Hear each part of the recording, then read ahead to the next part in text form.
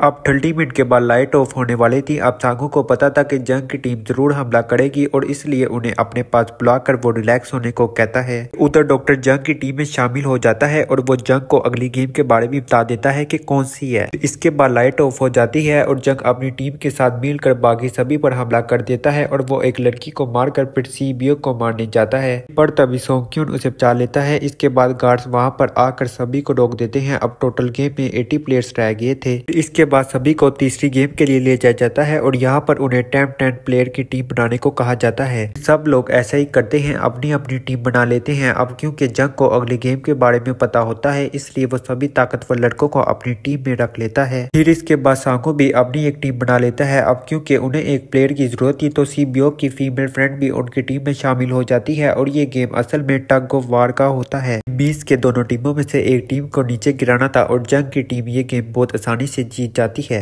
अब बारी होती है सांगू की टीम की, तो प्लेयर नंबर 1 उन सबको गाइड करता है कि हमने ये गेम कैसे जीतनी है, तो इसलिए वो सब बुरे आदमी की समझाई हुई ट्रिक को फॉलो करके उस गेम को जीत जाते हैं। सब जीतने वाले प्लेयर्स को वापस से बैट की तरफ ले जाया जाता है। अब 30 मिनट के बाद लाइट ऑफ होने वाली थी और सोमक्यून सबको कहता है कि रेडी रहना। अब सभी आपस में डिसाइड करते हैं कि वो एक एक करके पैरा देंगे। अब जंग की टीम में एक से एक चालाक प्लेयर होता है, इसलिए उसे डर था कि इन्हीं में से कोई उसको एलिमिनेट ना कर दे। दूसरी तरफ डॉक्टर और गार्ड ऑर्गन निकाल रहे होते हैं। इन ऑर्गन्स को डिलीवर करने जाना था गार्ड 28 और गार्ड 29 ने, पर तभी वो एक बॉडी के बारे में बात करने लगते हैं जिसकी सिर्फ एक ही किडनी थी और वो उसे ज़ुम्बी कह रहे थे। अब यहाँ पर गार्ड 29 जो था वो और कोई नहीं बल्कि वही पुलिस ऑफिसर था जो गार्ड के रूम में वहां गया था। अब ये बातें सुनकर उसे शक होता है कि शायद ये मेरे भाई के बारे में बात कर रही हैं क्योंकि उसकी भी एक ही किडनी थी। इसके बाद नंबर 28 और नंबर 29 ऑर्गन डिलीवर करने जाते हैं। रास्ते में वो ऑफिसर नोटिस करता है कि टनल में तो बम लगा हुआ है। तब नंबर 28 उसे बताता है कि जब हम यहाँ से बाहर निकलेंगे तो इस जगह को ब्लास्ट कर देंगे। अब यहाँ पर वो ऑफिसर नंबर 28 से और इन्फॉर्मेशन लेने की कोशिश करता है, इसलिए नंबर 28 को उस पर डाउट होने लगता है और वो उसे अपना फेस दिखाने को कहता है। वो ऑफिसर अपना मास्क रिमूव करता है और साथ ही नंबर 28 पर गन भी पॉइंट कर देता है। फिर ऑफिसर नंबर 28 से पूछता है वो ज़ुम्बी कौन था जिसके बारे तुम बात कर रहे थे। नंबर 28 उसे बताता है कि वो एक लड़की थी। अब यहाँ पर नंबर 28 उस ऑफिसर को कहता है तुम लीडर के रूम में जाकर सब इन्फॉर्मेशन देख सकते हो, वहाँ पर सबके डाटा है। इसके बाद ऑफिसर नंबर 28 को मार देता है। अब जब डॉक्टर गार्ड से अगली गेम के बारे पूछता है तो उसे भी अगली गेम के बारे नहीं पता होता, तो इसलिए डॉक्टर को बहुत गुस्सा आता है और वो एक गार्ड को पकड़ लेता है और उनकी आपस में लड़ाई होने लगती है। इसके बाद डॉक्टर एक गार्ड को मारकर वहां से भाग जाता है। इसके बाद एक गार्ड भी उसका पीछा करता है और वो दोनों प्लेग्राउंड में आ जाते हैं। यहाँ पर गार्ड डॉक्टर को अपनी बातों में फंसाकर उसे मारने वाला होता है कि तभी वहाँ पर फ्रंटमैन आकर डॉक्टर और गार्ड दोनों को मार देता है। साथ साथ फ्रंटमैन को नंबर 28 की बॉडी भी मिलती है जिससे इन्हें ये पता चलता है कि आइलैंड में कोई घुस गया है। दूसरी तरफ वो ऑफिसर फ्रंटमैन के रूम तक पहुंच जाता है और चेक करते करते वो एक रूम में जाता है जहाँ पर सबके रिकॉर्ड्स थे। जब वो ऑफिसर रिकॉर्ड चेक कर रहा होता है तो उसे सभी विनर्स की एक लिस्ट मिलती है जिसमें उसके भाई का भी नाम था, यानी वो भी कभी विनर था। उधर सभी प्लेयर्स को 4th गेम के लिए ले जाया जाता है जहाँ पर उन सबको अपना अपना पार्टनर चुनने को कहा जाता है और वो प्लेयर्स करते भी ऐसा ही है, अपना अपना पार्टनर चुन लेते हैं। सीबीओ की फीमेल फ्रेंड भी अपना पार्टनर ढूंढने का ट्राई करती है लेकिन कोई भी उसका पार्टनर बनने को तैयार ही नहीं था। इसके बाद सभी प्लेयर्स को 10 मार्बल दिए जाते हैं। ये गेम असल में ये होती है कि एक प्लेयर को अपने पार्टनर से सारे मार्बल लेने होते हैं बगैर कोई जोर जबरदस्ती किए और जिस पार्टनर के पास मार्बल नहीं होंगे उसे एलिमिनेट कर दिया जाएगा। फिर सांगो और उसका पार्टनर अली और इवन गेम खेलते हैं जिसमें उन्होंने गैस करना था कि सामने वाले के हाथ में कितने मार्बल्स हैं। अब यहाँ पर अली सांगो के सारे मार्बल जीत जाता है और लास्ट में सांगो के पास एक ही मार्बल रह जाता है। अब क्योंकि सांगो को ये पता चल गया था कि वो बच नहीं सकता तो इसलिए वो अली को अपनी बातों में फंसाकर कहता है कि अगर हम दोनों ये गेम हार जाएं तो हम दोनों ये गेम विन कर सकते हैं क्योंकि फिर हमारा दोबारा मैच करवाया जाएगा एलिमिनेट हुए प्लेयर्स के साथ। वो धोखे से अली के सारे मार्बल चेंज कर देता है और वो सारे मार्बल गार्ड को देकर ये गेम जीत जाता है। जब अली मार्बल चेक करता है तो वो मार्बल्स नहीं होते बल्कि पत्थर होते हैं। अली को गेम से एलिमिनेट कर दिया जाता है। ये सीन काफी सैड होता है। उधर प्लेयर नंबर 1 की हालत ठीक नहीं थी और वो इधर उधर घूम रहा था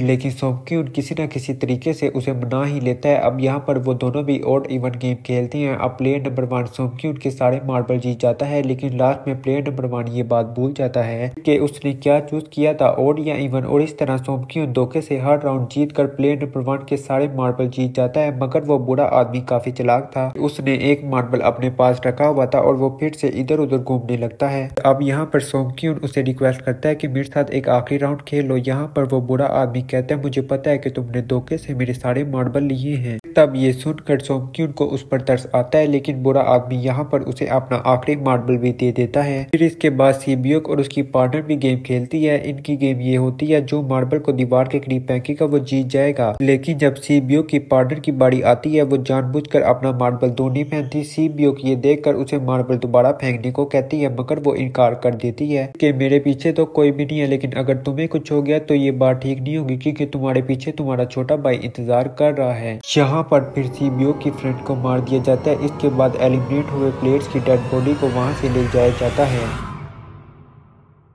प्यारी पब्लिक, ये थी स्क्विड गेम के सीजन 1 की एपिसोड 3। मुझे उम्मीद है आपने इसको एंजॉय किया होगा, और अगर वीडियो को एंजॉय किया है तो काइंडली वीडियो को लाइक और चैनल को सब्सक्राइब कर देना। इसी के साथ अब मैं चलता हूँ, अपना ढेर सारा ख्याल रखिएगा। अल्लाह हाफिज।